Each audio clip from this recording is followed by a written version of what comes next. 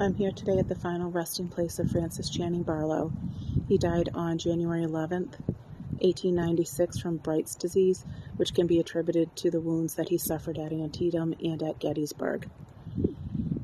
His funeral service took place today, January 14th, 1896 in New York, and his remains were returned here to his mother's family plot, the Penniman family, at Walnut Street Cemetery in Brookline, Massachusetts.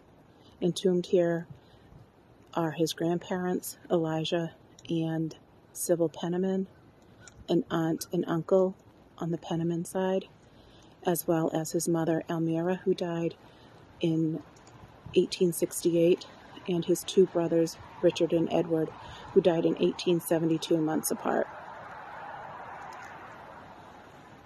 Frank married Ellen Shaw in 1867.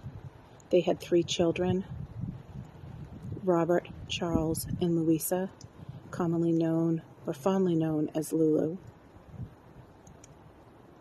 Ellen outlived Frank by 29 years, and she is buried in New York.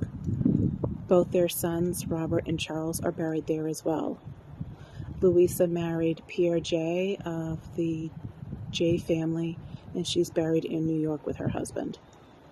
Frank was predeceased by his first wife, Elmira Griffith, who died July 27, 1864, and she is buried in her hometown of Somerville, New Jersey.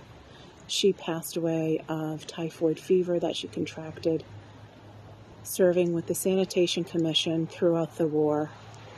She tirelessly gave her time, her energy, and her devotion to not only Frank, but also other soldiers that came under her care.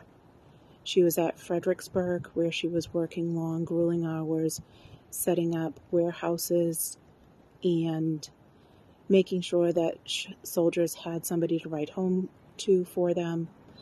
And the conditions were just hot and humid. Typhoid was very common back then, and she sadly fell one of their victims.